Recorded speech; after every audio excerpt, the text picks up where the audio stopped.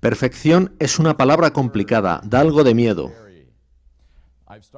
Comenzaré con definiciones. Creo que es muy importante definir nuestros términos. Así, para pecado tenemos la definición 1, naturaleza pecaminosa, heredada, y la definición 2, carácter pecaminoso, desarrollado. Habrá una inmensa diferencia en lo que creéis dependiendo de que consideréis una u otra definición. Una vez que hayáis decidido qué es pecado, automáticamente habréis decidido qué es estar sin pecado y cuándo ocurrirá esto. Si crees que pecado es la definición 1, naturaleza pecaminosa, entonces sin pecado será naturaleza sin pecado, limpia, lo cual no sucederá hasta que Jesús venga. En cambio, si creéis en la definición 2, que pecado es el carácter que desarrollamos por nuestras elecciones, entonces sin pecado será el carácter desarrollado por nuestras elecciones con el poder del Espíritu Santo. Y eso podrá suceder antes de la segunda venida de Cristo. De modo que decidir qué es pecado se trata de un asunto de tremenda relevancia. Si ahora miráis a la sección C, perfección, veis que hay 4 significados diferentes para esa palabra. Y es por eso por lo que resulta un poco confusa. Comenzaremos con perfección absoluta. ¿Quién la tiene? Solo Dios, amigos míos, solo Dios tiene perfección absoluta. Porque nadie con una mente finita puede acertar siempre a la primera, ni siquiera los ángeles. Tras 4000 años de plan de redención, ellos aún tenían alguna simpatía hacia Satanás, ¿verdad?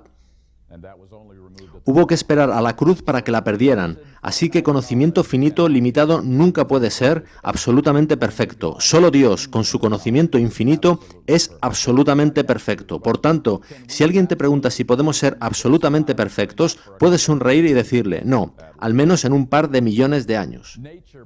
Perfección de naturaleza es la segunda definición.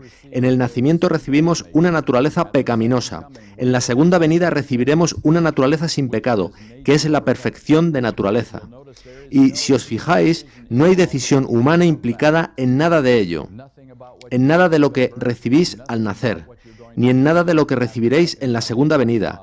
Todo eso es asunto de Dios. Así que la perfección de la naturaleza, la segunda definición, nada nos afecta a día de hoy.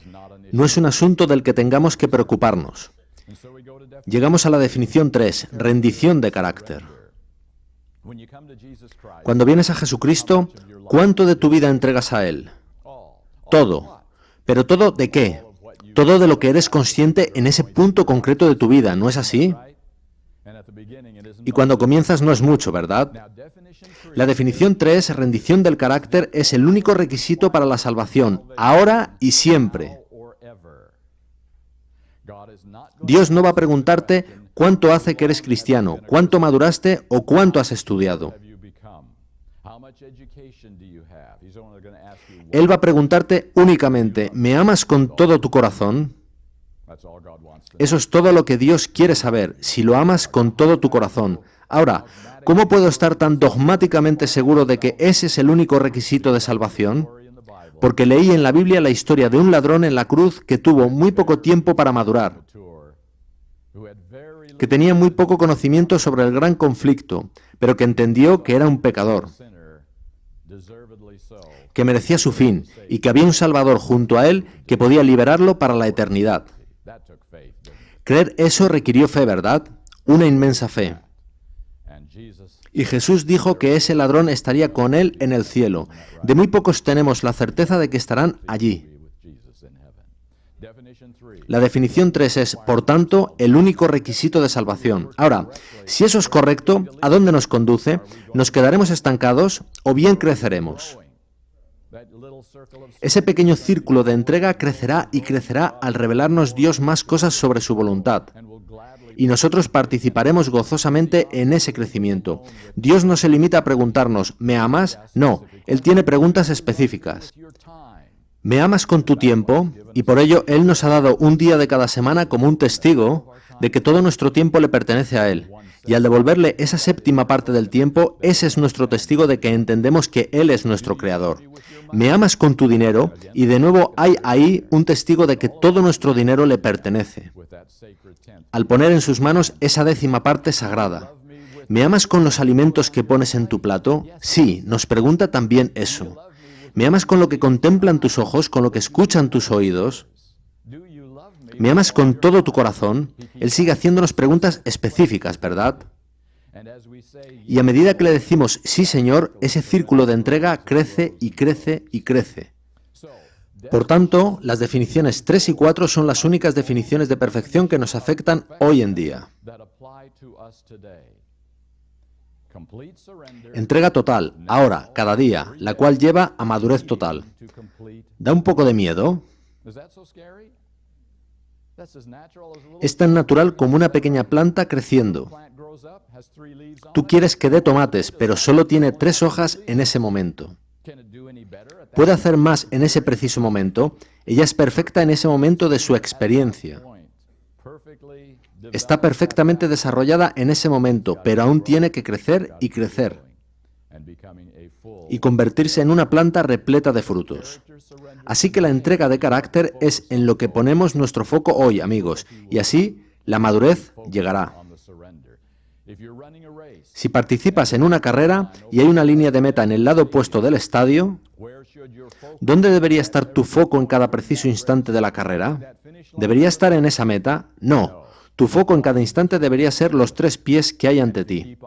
Y si te mantienes mirando los 3 pies que hay ante ti en cada instante, ¿dónde terminarás? En la meta. Focalizaos en la entrega, y llegamos así a esta última parte del diagrama.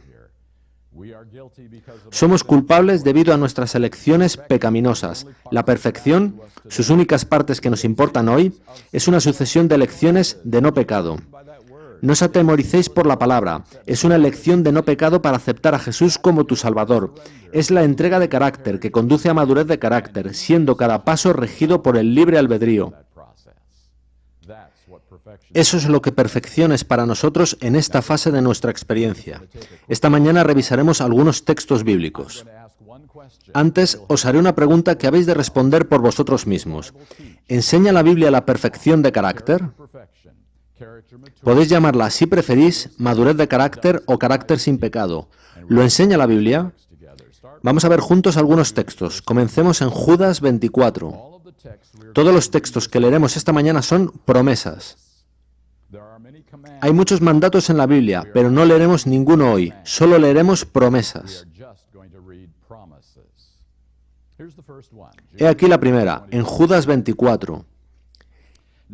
Y a aquel que es poderoso para guardaros sin caída y presentaros sin mancha delante de su gloria con gran alegría. ¿Es eso una promesa? ¡Qué maravillosa promesa! Sigamos con 2 de Pedro, capítulo 2, versículo 9, considerando la primera parte del versículo. Se trata de otra promesa que podemos demandar al cielo. ¿Sabe el Señor librar de tentación a los piadosos? ¿Os puede suceder eso? Si somos librados de una tentación, no hemos sucumbido bajo esa tentación. Vayamos con 1 Corintios 10, 13. Esta es una maravillosa promesa. De hecho, hay 3 promesas en un solo versículo. Comienza con una sencilla declaración que es una promesa. No os ha sobrevenido ninguna tentación que no sea humana. Tú no eres especial, no eres diferente. Todos estamos en el mismo barco. Ánimo. Pero fiel es Dios, que no os dejará ser tentados más de lo que podéis resistir. ¿Es eso una promesa? Y acaba diciendo, sino que dará también juntamente con la tentación la salida, para que podáis soportar. Para cada tentación que se le permite a Satanás traernos, hay una vía de escape. Por tanto, ¿podríamos olvidar la pregunta ¿es posible la perfección? Para en su lugar preguntar ¿cuál es la vía de escape? Deberíamos poner toda nuestra atención en eso, en cuál es la vía de escape cuando llega la tentación. Así que, por unos minutos, vamos a dejar la teología para hablar de asuntos muy prácticos. Y voy a hacerlo mediante una cita de Ellen White que no está en vuestro guión. La examinaré con vosotros muy cuidadosamente. Sus palabras comienzan así. Si Satanás procura apartar la mente y dirigirla hacia las cosas sensuales y bajas, to low and sensual things. Does he do that? ¿Hace él eso? Muchísimas cosas son bajas, los chismes, la irritación, orgullo. Si Satanás tira de tu mente hacia abajo, hasta su nivel, ella dice, volvedla a su lugar, la mente, y fijadla en las cosas eternas. Hay algo que Dios no va a hacer por ti en la batalla contra la tentación. Eso lo tendrás que hacer tú solo. Me refiero a elegir dónde fijas tu pensamiento. Dios no hará eso por ti. Él te dará poder, Él te motivará, pero Él no elegirá en qué decides pensar. Se trata del libre albedrío. Cristo lo compró en el Calvario. Él no pulsará un botón en tu cerebro para convertirte en un robot o en una computadora. Tú tendrás que elegir, ¿quiero pensar en cosas bajas y sensuales o en las cosas eternas? Pongamos que te propones pensar en cosas eternas y no en las bajas y sensuales. ¿Cómo puedes hacerlo? Os daré 3 sugerencias esta mañana. La primera es la siguiente. Cuando mi mente está siendo arrastrada a pensar en algo que sé que no está en armonía con Dios,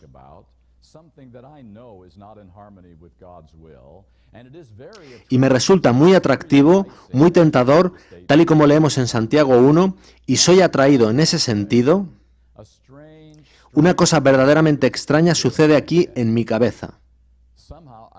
Justo en ese momento no me apetece demasiado arrodillarme y orar. ¿Por qué? Porque sé bien que si justo en ese momento me arrodillo y oro, ese tentador pensamiento desaparecerá. Y no es eso precisamente lo que quiero. Somos raros, ¿verdad? Decimos quiero, pero realmente no quiero. El bien que quiero no lo hago. Tenemos continuamente este pequeño dilema en nuestras cabezas. Nuestros corazones y nuestras mentes trabajan en direcciones opuestas.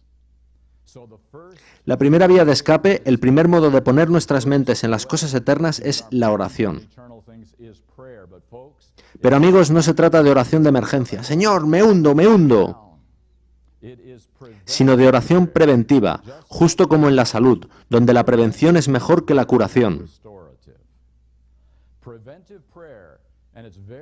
Y es muy importante que sigáis este procedimiento si queréis tener victoria sobre el pecado.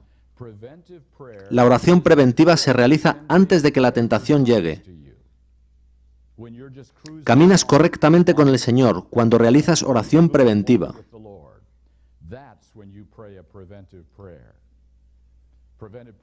La oración preventiva funciona así. Señor, tengo un problema. Hay algo en mi vida que me hace caer con regularidad. Me hace sentir un hipócrita. No sé si podré vencer este pecado alguna vez en mi vida. Me parece imposible. Cada vez que lo intento, fracaso estrepitosamente. Y amigos, no nombréis 10 pecados ante el Señor. No podemos manejar tantos a la vez. Nombrad solo el pecado más destructivo para vuestra vida en ese momento, aquel que os está abatiendo con regularidad. Será diferente para cada uno de nosotros. Nombra ese pecado ante el Señor. Sé concreto. Tengo este preciso problema. Nómbralo ante el Señor y sé concreto. Anótalo en un papel y ponlo en tu Biblia si es necesario. Sé específico y cuéntaselo al Señor. Tengo este problema. He sido totalmente incapaz de vencerlo.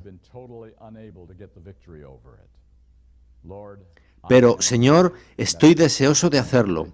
Ese es el primer punto. Has de desear vencer. Si no estás deseoso del todo de vencer, has de hacer otra oración previa. Señor, hazme desear vencer. Has de desear vencer. No estoy diciendo que hayas de tener la capacidad de vencer, pero sí has de desearlo. Un alcohólico ha de desear dejar el alcohol antes de que nada pueda hacerse por él. Tengo que desear que este pecado desaparezca de mi vida para siempre. Sé que va a doler porque a mí me gusta este pecado, pero no lo quiero. Deseo que desaparezca. Señor, pongo este pecado en el altar, y si existe una manera de que quites esta lepra de mi carácter, te doy permiso para hacerlo. Eso es una oración preventiva. Sé específico. Nómbralo ante el Señor, ponlo en el altar, di, Señor, quita este pecado de mí, te doy permiso. Y después, la segunda parte de la oración preventiva es ser persistente. No te limites a una vez. Has de hacer como Daniel, al menos 3 veces al día, quizás más. Haz esta oración con regularidad. No se trata de vanas repeticiones, sino de persistencia en la oración. Hazla regularmente, cada día, tan pronto como te levantas por la mañana, antes de almorzar y antes de acostarte. Tómate en serio esta lepra de tu carácter, no 5 o 6 pecados, sino uno solo. El Señor es paciente. Nombra ese pecado ante el Señor, persiste en esa oración y verás qué sucede en tu vida. Simplemente observa lo que Dios puede hacer. Ese es el primer modo de colocar tu mente en las cosas eternas cuando el diablo tira de ti hacia abajo, hacia su nivel. Es la oración específica. El segundo modo de colocar tu mente en las cosas eternas es mediante memorización de las Escrituras. Oh, no lo hacemos suficientemente. Amigos, este es el más poderoso arma contra la tentación que Dios haya concebido jamás, porque la palabra de Dios contiene el poder de Dios. Si memorizar te resulta difícil, memoriza los textos fáciles. Todo es palabra de Dios. Es sencillo cómo funciona, no es complicado. Si has memorizado 10 versículos de las Escrituras y tan pronto como llega a tu cabeza una tentación muy atractiva, sin ni siquiera mediar un segundo, simplemente comienzas a repetir los versículos que memorizaste, acabas de conseguir 3 o 4 minutos de tiempo en las cosas eternas y fuera de lo bajo y sensual, a donde Satanás quiere arrastrar tu mente. Es así de simple. Si memorizas 20 versículos serán 10 minutos. Si memorizas 1 o 2 capítulos de las Escrituras serán 15, 20 o 30 minutos, pues tu mente se concentrará en esas palabras de las Escrituras en vez de en la tentación que es tan atractiva. Es así de básico y así de simple. Cuanto más de las Escrituras hayas memorizado, más tiempo tendrás en las cosas eternas, y más lejos estarás de lo bajo y sensual. El tercer método para colocar tu mente en las cosas eternas es cantar. Funciona, es poderoso. Más sencillo incluso que memorizar las Escrituras. Tan pronto como te llega la tentación, rompe a cantar. Puedes decir que eres monótono, pero Dios ama a los monótonos. Simplemente canta al Señor. Así que, aunque podáis también pensar en otros, encontré al menos 3 modos de apartar nuestras mentes de las tentaciones de Satanás para ponerlas en las cosas eternas: oración, memorización de las Escrituras y canto. Ahora, habiendo dicho todo eso, ni siquiera nos hemos acercado a la victoria sobre el pecado, solo hemos puesto los cimientos. Hemos puesto nuestras mentes en las cosas eternas. Ella continúa diciendo en esta pequeña cita, enseguida daré la referencia. Y cuando el Señor ve el esfuerzo decidido hecho para mantener únicamente pensamientos puros, ved que lo que el Señor quiere comprobar es si vamos en serio, si realmente deseamos la victoria en nuestra vida, si realmente queremos que Él tome el control. Y cuando el Señor ve el esfuerzo decidido hecho para mantener únicamente pensamientos puros, Él atraerá la mente como un imán. Ahora comenzamos a palpar el poder. Satanás tira de tu mente hacia abajo, hacia su nivel, colocando tu mente en las cosas eternas. Tú has dado permiso a Cristo para asir tu mente y elevarla hasta su nivel. Así que a partir de ese momento tienes una lucha, y yo espero que estés plenamente convencido por todo lo que lees en las Escrituras de que en cada lucha entre Cristo y Satanás, ¿quién pierde? Satanás pierde. Ese es el punto clave. Tú has dado permiso a Cristo. Él atraerá la mente como un imán y purificará los pensamientos. Lo hará Él, no tú. Él purificará tus pensamientos.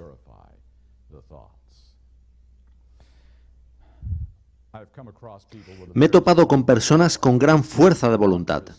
El médico les ha atemorizado con el pronóstico de que morirían muy pronto si no dejaban de fumar.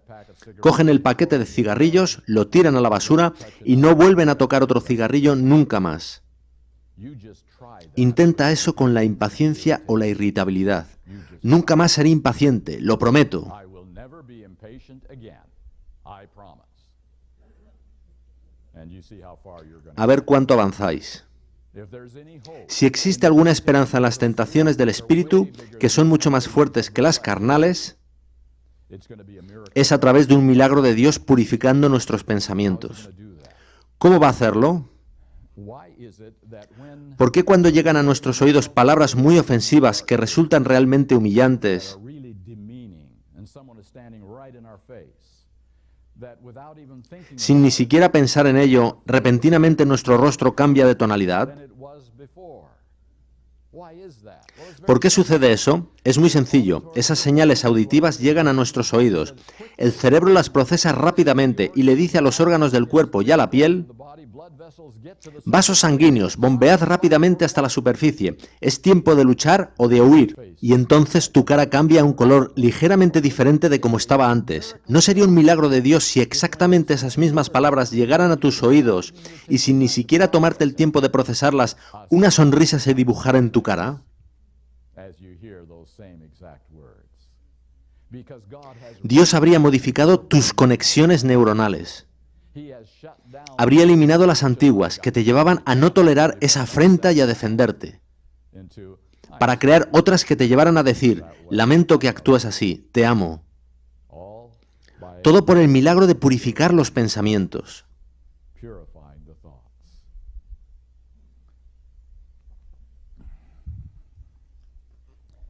God has ways. Dios tiene modos de hacer esto. Añade Ellen White: tras haber purificado los pensamientos, He will enable them Él les capacitará para limpiarse de todo pecado escondido. De todo pecado escondido. every secret sin. If you give God permission, Si das permiso a Dios, Él puede acceder a tu mente y modificar tus conexiones neuronales, and He can give you victory, dándote así victorias que nunca en tu vida ni siquiera soñaste, victorias inimaginables. Y tú puedes tener la experiencia de Jesucristo durante su vida en la tierra. on earth. So there are ways. De modo que hay vías para colocar tu mente en las cosas eternas. Eso es solo el primer paso. That's the part we Esa es la parte que hemos de hacer nosotros. Y entonces damos permiso a Dios para hacer lo que nosotros no podemos, que es cambiar nuestros pensamientos, purificarlos, purify them, make them whole. hacerlos santos en vez de egoístas. Ahora, ella no se detiene en eso. Ella dice: The first work, la primera obra de aquellos que quieran reformarse consiste en purificar su imaginación. the imagination. Oh my, she really Ahora ella dio en el blanco. ¿Sabéis? Parecemos buenos en la iglesia, en las reuniones, at camp meeting, but that's not where we pero no es ahí donde realmente vivimos, ¿verdad? Donde realmente vivimos es justo aquí, here. In our secret en el mundo secreto de nuestra imaginación, donde nadie más puede ver, can see in nobody else. donde nadie más puede decir qué debería o no debería hacer. I know you're aware that Sé que sois conscientes de que hay cosas que hacemos o dejamos de hacer let's put it that way, some things we don't do because they're porque, digámoslo así, tienen castigos asociados a ellas. let's say you're a traveler Pongamos que circulas por una carretera donde el límite es de 35 millas por hora. and you don't want to be bothered Sin embargo, tú no quieres ser importunado, así que circulas a 55 millas por hora. on your ¿Por qué lo más demandado de tu vehículo en ese momento es el espejo retrovisor? because you're a law-abiding ¿Porque eres respetuoso con las leyes? ¿O bien porque tu única motivación para obedecer la ley es evitar una multa de 200 o 300 dólares? Okay. When you get home, Llegas a casa sin haber sido multado. you park your car Aparcas tu coche en el garaje, entras en casa y te acomodas en tu sillón. and right up here Y aquí arriba, en tu imaginación, te introduces en el más excitante Ferrari jamás construido. Conduces por toda la ciudad a 50, 70 y 100 millas por hora. you dodge all Esquivas todos los coches, no te preocupas por los semáforos. Los policías te persiguen pero chocan unos contra otros, justo como en los videojuegos.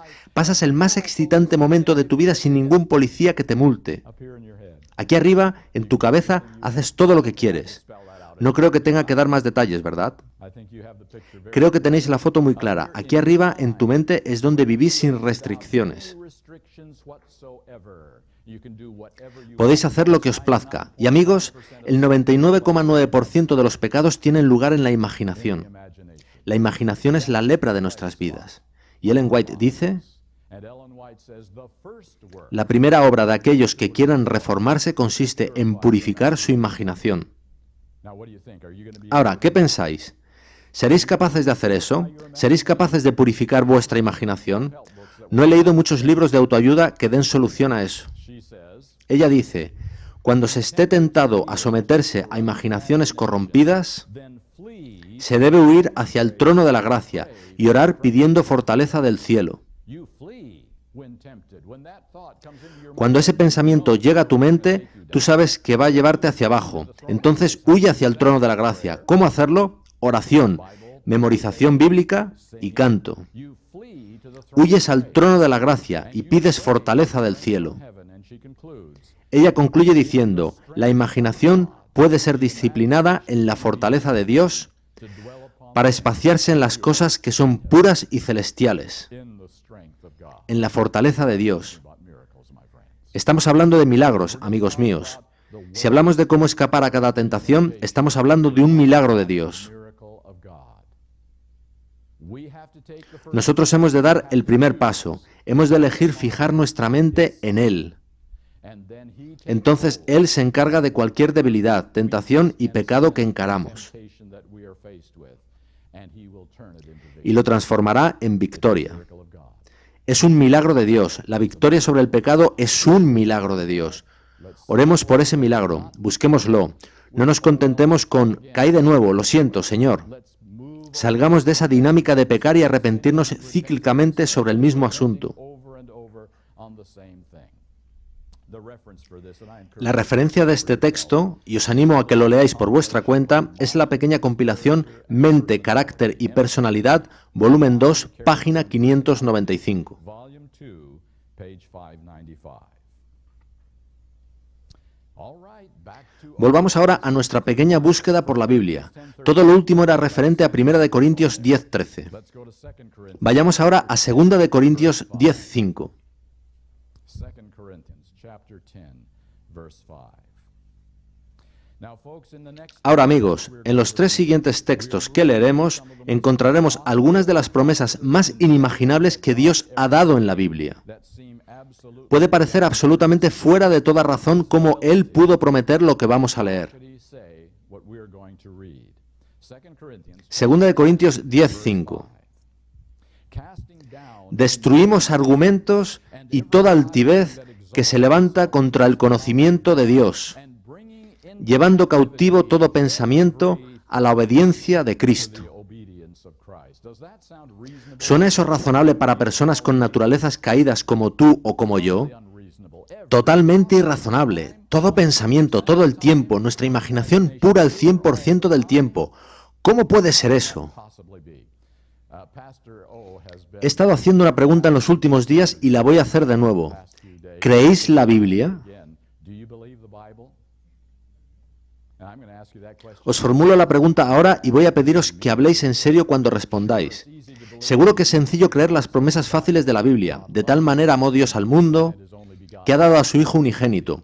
Esa es fácil, pero ¿la que hemos leído? Really believe the Bible ¿Crees realmente la Biblia o la lees simplemente para hacerla razonable para tu naturaleza caída? for your fallen nature. This one says Aquí dice, todo pensamiento cautivo a la obediencia de Cristo. of Christ. Let's go back to that little Volvamos al pequeño esquema que mostramos anteriormente. Antes de nada, preguntémonos, Paul, let's ask the question, what do you think? Was every thought of Jesus ¿estaba todo pensamiento de Jesucristo en cautividad de su Padre Celestial? Ved qué fácil es contestar a eso. Habéis contestado automáticamente. ¿Cuál fue el resultado de 33 años de la vida de Cristo? Ausencia de pecado. Now, that is Ahora, no habla de Cristo en este texto, sino de nosotros tras el nuevo nacimiento. and it says that Y dice que lo mismo nos puede suceder a nosotros. No dice que todo pensamiento será eliminado, sino que todo pensamiento será llevado en cautividad. Cuando un pensamiento espontáneo llega a tu cabeza, puedes ponerlo en cautividad diciendo, Señor, no puedo dominar este pensamiento, lo pongo en ti para que tomes control de él. Esta es una promesa que hemos de creer. En caso contrario, no creemos en la Biblia. next text, Galatians El siguiente texto es Gálatas 5:16. Dice así, 5:16.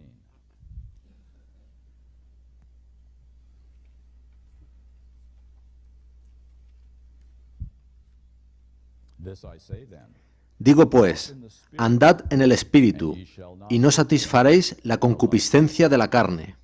all right, let's be very sure. Bien, asegurémonos de nuevo de comprender los términos, de saber qué estamos leyendo. Lust of the flesh, La concupiscencia de la carne, de acuerdo con Santiago 1,14, no es pecado, sino tentación. temptation to sin, drawn by our own Atraído y seducido de su propia concupiscencia, pero satisfacer la concupiscencia de la carne sí es pecado. sin. All right, let's reread it. Releámoslo entonces de nuevo. Andad en el Espíritu That's what the text y no pecaréis. Eso es lo que dice el texto. Bible. ¿Creéis en la Biblia? Say, I've been walking in the Tú puedes decir, llevo caminando en el Espíritu bastante tiempo y todavía peco a veces. used to be, No es como antes, pero ocasionalmente aún resbalo y caigo. Ese texto debe querer decir otra cosa. this text should mean Ese texto debe querer decir, andad en el Espíritu y no pecaréis tan a menudo. that's what the text really should say. Eso es lo que el texto debe querer decir realmente. Scholars for reinterpreting Criticamos a los eruditos por reinterpretar la palabra de Dios, ¿verdad? A veces pretenden que diga algo diferente a lo que literalmente dice. En el comienzo Dios creó la tierra en 6 días literales, pero ellos aseguran que se refiere a 6 largos periodos. well, are we Bien, reinterpreting this? ¿estamos nosotros reinterpretando este texto? Andad en el Espíritu y no pecaréis. Must not No dice no debes pecar, ni no deberías pecar. Dice no pecarás. walking in the Spirit. ¿Andaba Cristo en el Espíritu? ¿Podía pecar mientras andaba en el Espíritu, amigos míos? Sin while he was walking in the Spirit, my friends? Does the Holy Spirit sin? ¿Peca el Espíritu Santo? No, Él no peca en el cielo, no peca en Cristo y no peca en ti ni en mí. You know, the only way ¿Sabéis cuál es la única manera en que podéis pecar contra Dios independientemente del tipo de pecado? La única manera en que podéis pecar contra Dios es diciendo, Espíritu Santo, podrías quedarte ahí durante unos minutos, he de hacer algo en lo que no puedes participar, volveré a ti cuando haya terminado. that's the only way Esa es la única manera en que podemos pecar, porque el Espíritu Santo no participará en nuestras pérdidas de nervios, amigos míos. El Espíritu Santo no peca en nosotros. in us. And my friends, Y amigos míos, nosotros andamos intermitentemente en el Espíritu Santo. Ese es nuestro problema. walk constantly. Jesús anduvo permanentemente en el Espíritu Santo. Y esta promesa de la Biblia dice que nosotros también podemos hacerlo. Spirit. ¿Creéis en la Biblia? You believe the Bible. El texto más fuerte de todos está en 1 de Juan capítulo 3. Chapter 3.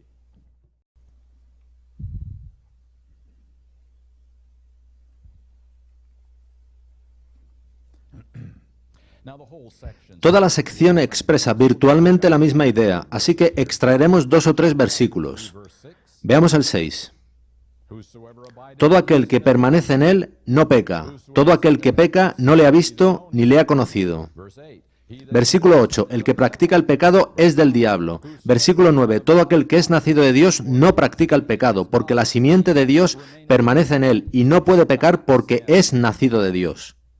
because he is born of God. Do you believe the Bible? ¿Creéis en la Biblia? No puede pecar porque es nacido de Dios. Born of God. Now this text is Ahora, este texto es de todo punto no creíble, está fuera de toda razón. that here is how Veamos cómo se nos dice que deberíamos entender este versículo para que resulte razonable. the verse the Los verbos están en tiempo presente, de modo que así es como deberíamos leerlos. read them. Verse 6. Versículo 6. Todo aquel que permanece en él no peca habitualmente. Verse 8. Versículo 8. El que practica el pecado habitualmente es del diablo. Así es más razonable, ¿verdad?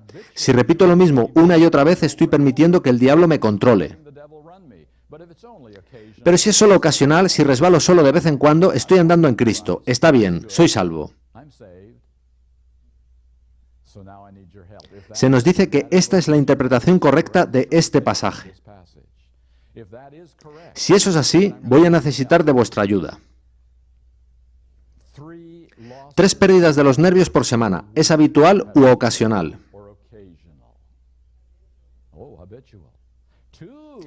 Si son 2, ¿es habitual u ocasional? 1. Now, Atención ahora, una por semana, ¿es habitual o es solo resbalar a veces? ¿Y una cada 3 semanas? 1 every 3 weeks. How about that one? Do you see where we're going? ¿Veis a dónde nos lleva esto? Estamos haciendo cálculos sobre cuántos pecados podemos cometer y seguir estando aún en una relación salvífica con Jesucristo. A eso nos lleva. Folks, Amigos, esos versículos están en tiempo presente en griego. present Y el tiempo presente en inglés significa exactamente lo mismo. Significa este preciso momento de tiempo en que estoy viviendo. No hace 5 minutos, que sería tiempo pasado, ni dentro de 5 minutos, que sería tiempo futuro. Considerando esto, releamos este texto de 1 de Juan 3:6. Todo aquel que permanece en él en este momento, no peca en este momento. Versículo 8. El que practica el pecado en este momento es del diablo en este momento. No habla del pasado ni del futuro, solo de este preciso momento, porque si tú estás pecando, el diablo está controlando tu vida en este momento. Si eres obediente, es el Espíritu Santo quien está controlando tu vida en este momento. Somos cristianos intermitentes, ese es nuestro problema, no somos cristianos consistentes. Y finalmente el versículo 9 dice, recordad que no puede pecar porque es nacido de Dios. Cuando Jesucristo estaba permaneciendo en el Espíritu Santo, Él no podía pecar. Y cuando nosotros estamos permaneciendo en el Espíritu, tampoco podemos pecar, es imposible. Así que estos son textos bíblicos difíciles de creer, y de nuevo hemos de preguntarnos una y otra vez, ¿creemos realmente en la Biblia? ¿Creemos realmente los textos difíciles de la Biblia? ¿Los tomamos al pie de la letra o los reinterpretamos para hacerlos casar con nuestra experiencia? La mayoría de la teología está dirigida por la experiencia en vez de por la Biblia. Así es como tantos errores se han introducido en la iglesia cristiana. Esta es mi experiencia. Esto es lo que sucede a todo el mundo. Todos estamos en el mismo barco. Por tanto, es así como debe funcionar la salvación. Y eso no es diferente a reinterpretar los primeros capítulos del Génesis para hacerlos encajar en un marco evolutivo. No hay diferencia. ¿Creemos en la Biblia tal y como está escrita? Bien, espero que hayáis podido captar la importancia de este asunto. ¿Enseña la Biblia la perfección del carácter? ¿Enseña la posibilidad de un carácter sin pecado? Pero leamos un par de citas del Espíritu de Profecía. No leeré muchas. Hay aquí un montón de citas para que leáis vosotros, pero yo solo seleccionaré 2 o 3. Vayamos al 4º párrafo de la primera página de las citas de Ellen White. El deseado de todas las gentes, página 123. Ni siquiera por un pensamiento cedió a la tentación. Así también podemos hacer nosotros. Ni siquiera por un pensamiento. ¡Qué promesa! Unos 2/3 de la página más abajo, en los lugares celestiales, página 146. Se trata de un largo párrafo, en concreto la última frase de ese largo párrafo. Y el punto clave es prestar atención a las palabras concretas utilizadas. Todo el que por fe obedece los mandamientos de Dios alcanzará, dice alcanzará, no otra cosa, alcanzará la condición sin pecado en que vivía Adán antes de su transgresión. Todo significa todos los que estamos aquí. Todo el que cree en Jesucristo como su Salvador alcanzará esa condición de sin pecado. Oh, nos da miedo la expresión sin pecado. Estamos convencidos de que se trata de fanatismo. Sin embargo, la profetisa del Señor la usa varias veces para describir lo que Dios puede hacer en su pueblo. Id a la página 2 de las citas de Ellen White, a su segundo párrafo.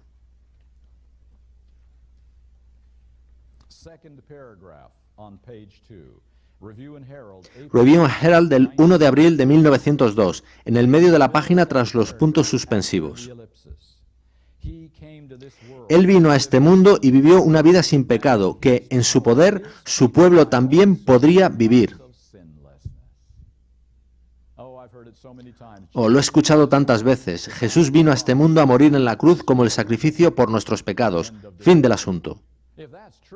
Si eso es verdad, ¿por qué Dios no lo puso aquí como hizo con Adán en plena madurez a los 30, le dio 3 años y medio para enseñar y murió a continuación? Así funcionaría entonces la encarnación. Él murió por nuestros pecados. ¿Por qué lo puso Dios en la tierra como un bebé para crecer hasta adulto 30 años antes de comenzar su misión, si no es para lo que acabamos de leer? Él vino a este mundo y vivió una vida sin pecado, que en su poder su pueblo también podría vivir. Se trata de más que su muerte por nuestros pecados, es su vida para nuestra victoria. Hacia media página más abajo podéis ver la maravillosa gracia de Dios, página 230. Dice así: Nuestro Salvador no requiere lo imposible de ningún alma. No espera nada de sus discípulos para lo cual no esté dispuesto a darles gracia y fortaleza a fin de que puedan realizarlo. Escuchad ahora atentamente, no les pediría que fueran perfectos si, junto con su orden, no les concediera toda perfección de gracia a aquellos sobre los que confiere un privilegio tan elevado y santo. ¿Leísteis ahí demandas, órdenes, debes, deberías? Ni una. Solo cita dádivas de la gracia. Privilegio, concede, confiere. Eso es de lo que estamos hablando, de lo que Dios puede darnos. Veis que tenemos dos puños y Dios dice: tengo regalos que quiero daros. ¿Abrirías tu puño y me permitirías poner en él mi gracia perdonadora? A lo que nosotros respondemos: sí, quiero mucha. Pon toda tu gracia en mi mano y perdóname y trátame como si nunca hubiera pecado. Y Dios accede. Y entonces Dios dice: ahora tú tienes otro puño y yo tengo otro regalo. ¿Abrirías tu otro puño y me permitirías poner en él más gracia? Pero esta gracia realizará una tarea diferente. Se llama gracia para vencer. Y miramos a estos dos regalos, gracia perdonadora y gracia para vencer. Y este último requiere cambios en el estilo de vida. Mis actividades, mi alimentación, mi ocio, lo que veo.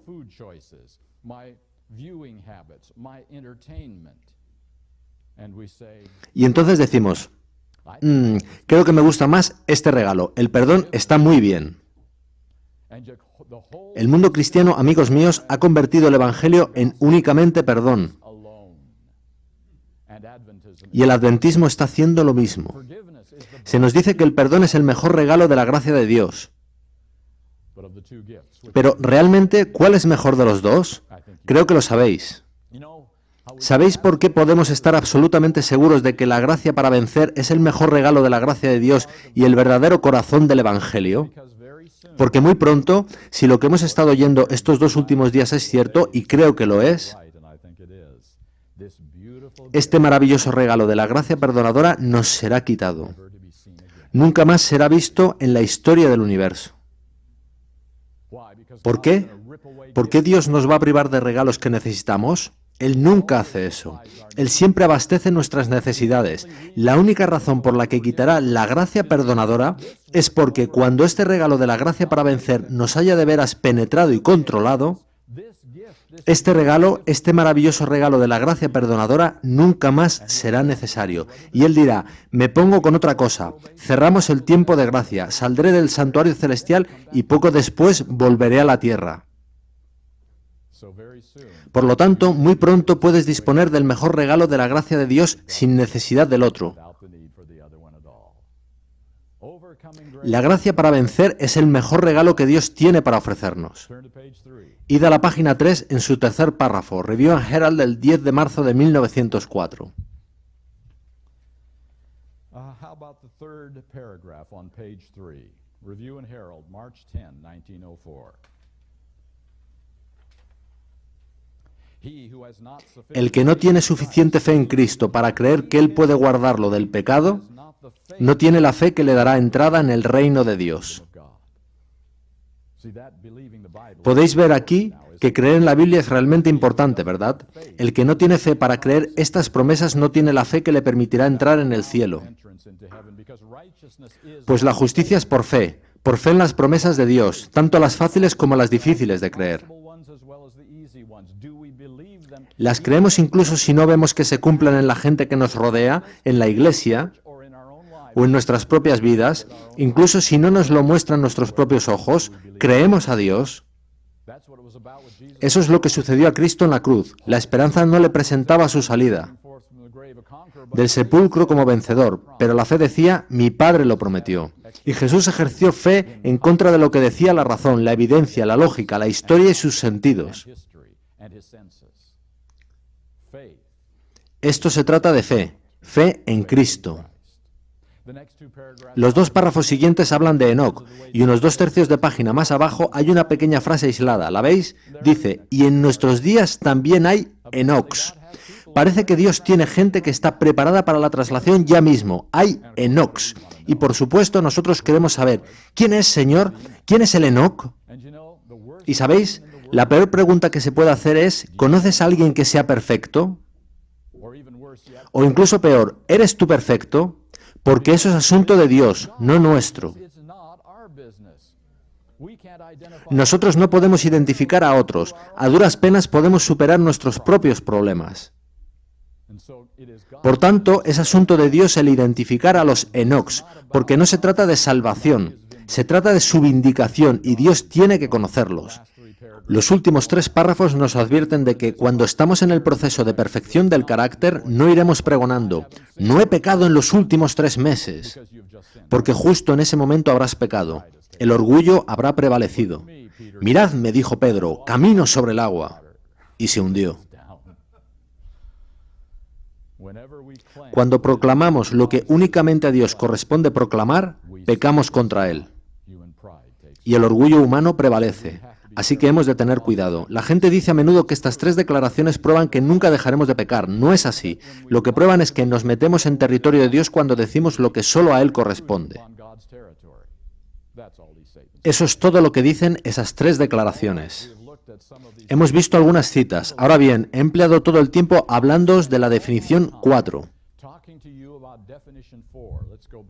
Volvamos atrás y comprobemos que corresponde a madurez de carácter. He estado todo el tiempo hablando sobre madurez de carácter en estos textos que hemos estado leyendo. Pero ¿no afirmé que el único requisito de salvación era la definición 3, rendición del carácter? Entonces, ¿por qué os he hecho perder el tiempo con algo que ni siquiera es requisito de salvación? El ladrón en la cruz no había madurado, pero se había entregado, por tanto se salvó. Y ahora yo os hablo de algo que ni siquiera es un requisito de salvación. ¿Por qué? Bien, mirad de nuevo en vuestro guión, el de perfección. Al final de la página, en la mitad izquierda, dice cierre del tiempo de gracia. No tenemos tiempo de mirar esos textos esta mañana, podéis hacerlo por vuestra cuenta. Se avecina un tiempo en que se cerrará la gracia. En el lado derecho de la página, al final dice 144.000, y vamos a finalizar nuestro seminario esta semana viendo los 2 textos más increíbles que Dios ha puesto en la Biblia, Apocalipsis 7 y Apocalipsis 14.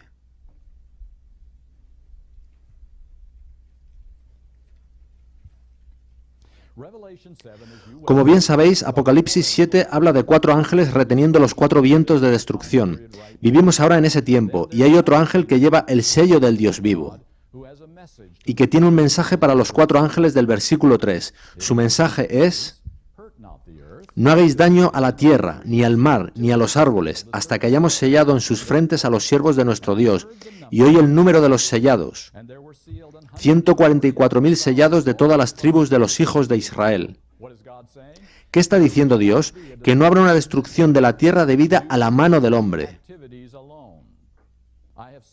Dice que ha encargado a sus ángeles que protejan la tierra hasta que sus siervos estén sellados, para después permitir que las cosas prosigan libremente y haya destrucción en la tierra. Así que el factor clave para el fin de este mundo no es lo que suceda en Roma, no es lo que suceda en Washington DC, no es la contaminación del mundo,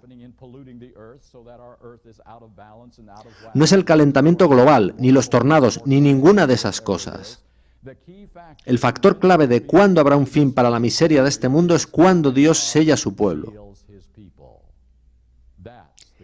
Ese es el elemento clave. Todo lo demás depende de eso. Entonces, ¿qué es el sellamiento del pueblo de Dios? Id a Apocalipsis 14.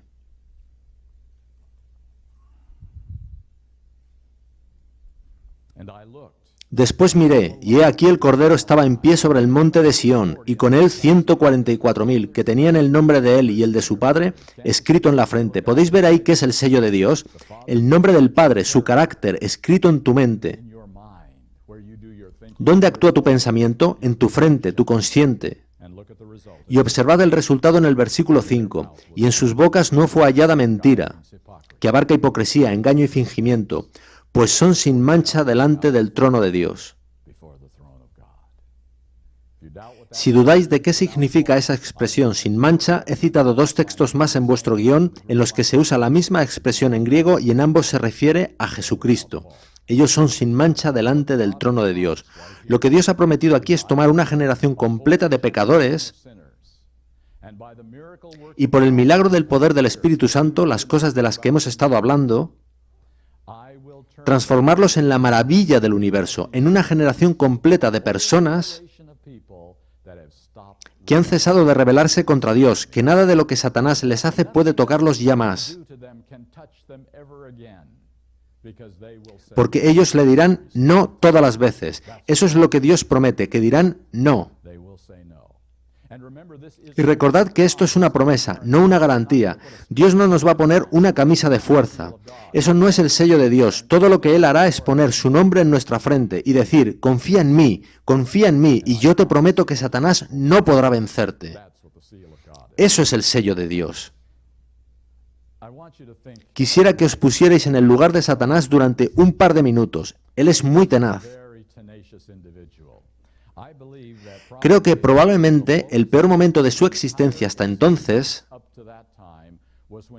fue cuando Jesús murió en la cruz y resucitó al tercer día. ¿Podéis imaginar? Satanás diría, todo está acabado para mí, lo he intentado todo durante 30 años. No he conseguido que pecara ni una sola vez, y ahora resucita. Pero Satanás es muy tenaz, él pensó así, creo que esperaré un poco para ver qué sucede. Y en una generación, cuando los apóstoles desaparecieron de la escena, de nuevo tenía gente tras sus pasos, ya había empezado a introducir sus engaños en el cristianismo. Pasaron siglos y siglos, y tenía toda la iglesia cristiana bajo control. Durante unos 1000 años él se sentía realmente bien, y entonces aparecieron unos reformadores, Martín Lutero, Juan Calvino, John Wesley, y creo que Satanás volvió a sentirse temeroso. Estos hombres van a cambiar las cosas en este mundo, pero esperaré en su generación, hasta sus descendientes. Y así fue. Sus seguidores volvieron al redil de Satanás. Y entonces aparece un movimiento profético especial, pero no era un simple movimiento especial. Dios ayudaba de manera especial a ese movimiento, como no lo había hecho durante 1800 años, con una voz profética directa del cielo, y Satanás diría, ahora sí que estoy nervioso. Las cosas no pintan bien, pero la historia está de mi parte, esperaré de nuevo. Y en 1 o 2 generaciones ese movimiento profético iba volviendo bajo su control. Creo que Satanás se siente muy bien, porque toda la evidencia está de su lado. ¿Qué movimiento levantado por Dios ha cumplido el propósito para el que fue levantado?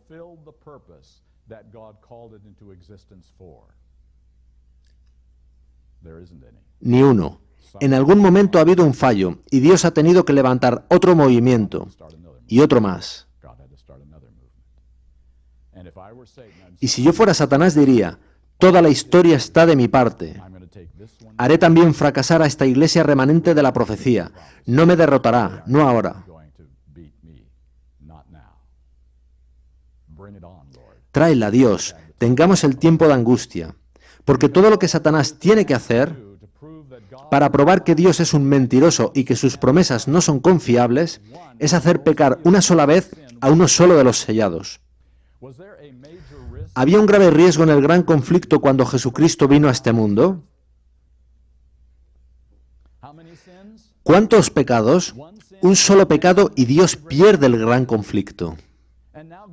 Y ahora Dios ha multiplicado ese riesgo por 144.000 y dice, yo prometo que todos estos pecadores no pecarán nunca más en toda la eternidad. Y voy a salir del santuario, por lo que no hay soluciones de emergencia. Dios está tomando un riesgo al decir que ese grupo de gente, 144.000 Jobs, serán fieles independientemente de lo que pase. Quiero mostraros una cita más de Ellen White. Está en la primera página de citas de Ellen White.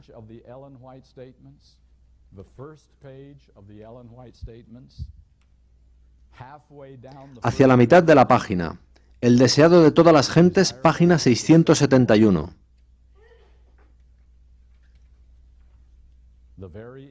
La misma imagen de Dios debe ser reproducida en la humanidad.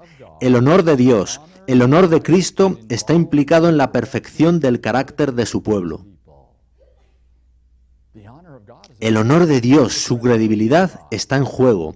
El gobierno de Dios está en juego. La vindicación de Dios está en juego. ¿Puede Él perfeccionar a su pueblo? El milagro definitivo de estos 6.000 años de historia va a tener lugar en su pueblo. Dejamos ya a Satanás. Yo pienso que Dios va a ganar el gran conflicto, pero amigos, eso tiene un costo, y es el siguiente. Dios no puede ni debe ganar el gran conflicto mientras su pueblo no tenga el sello. No va a suceder. Y el único modo en que Él puede terminarlo es si su pueblo está sellable, si tienen caracteres que puedan ser sellados, porque Él no puede ganar de otro modo. Apocalipsis 7 y 14 nunca se cumplirían sin el sello de Dios fijado en la frente, en la conciencia, en la mente, como una promesa de que nunca más habrá una rebelión contra Dios de pensamiento, palabra o acción. Así que Dios tendrá que esperar hasta encontrar ese pueblo sellable. Él ha esperado mucho tiempo en la Iglesia Adventista del Séptimo Día, amigos míos. Él quiso hacerlo en la generación de mi bisabuelo, en Minneapolis, en 1888. Él era un delegado allí. Quiso hacerlo en la generación de mis padres. Quiere hacerlo en nuestra generación, amigos. Todo depende de qué generación se lo permita. Entonces vendrá Jesús. ¿Qué generación será aquella de la que Dios pueda decir: confío en ellos, ahora marchan hacia la victoria, podemos poner fin al gran conflicto? Ese es el costo. Así que la única cuestión dejada para decidir nosotros es: ¿seremos nosotros esa generación?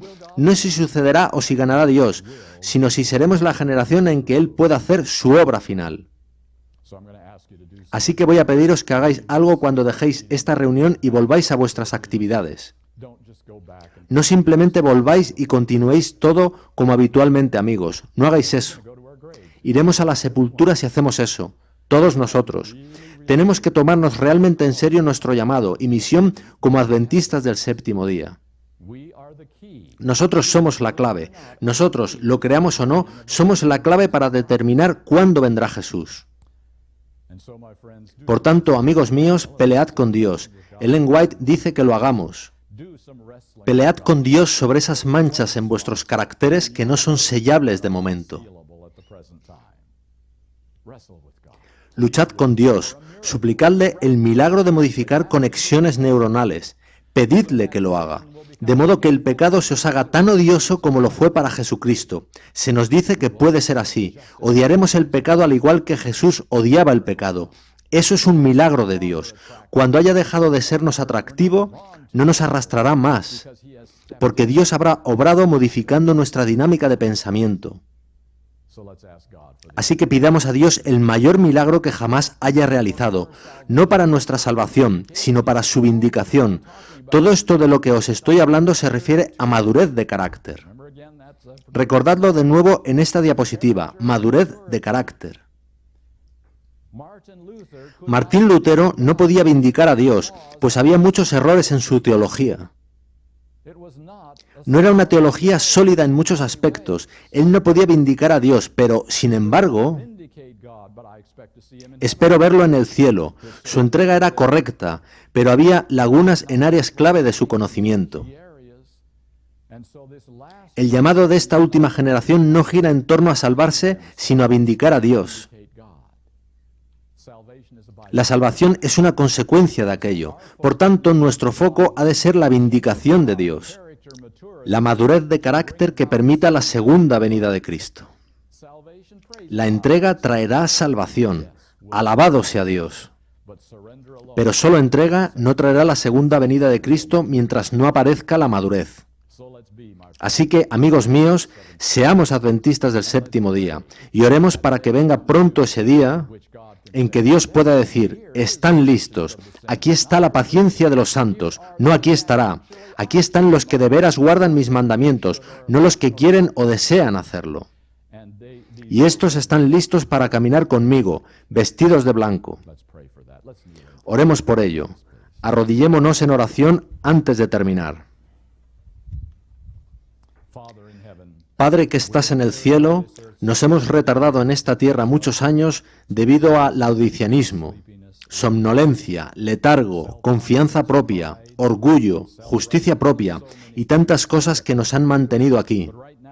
Pero ahora, Señor, estoy orando por un milagro.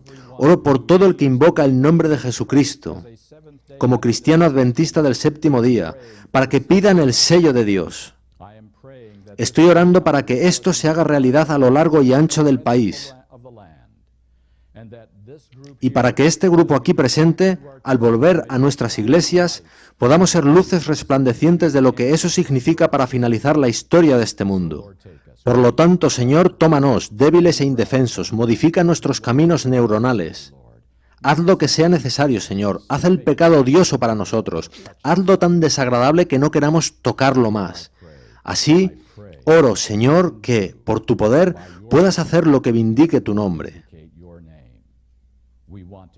Queremos ser vasijas, queremos ser canales por medio de los cuales tú puedas hacer eso. Por tanto, Señor, tómanos, haznos ese grupo de gente que, por la eternidad, será la maravilla del universo. Unas personas que, por un breve periodo de tiempo, habrán vivido en la tierra sin un mediador que perdone sus pecados, para después caminar directamente al cielo sin haber visto la muerte. Esto lo pido en el nombre de Jesús. Amén.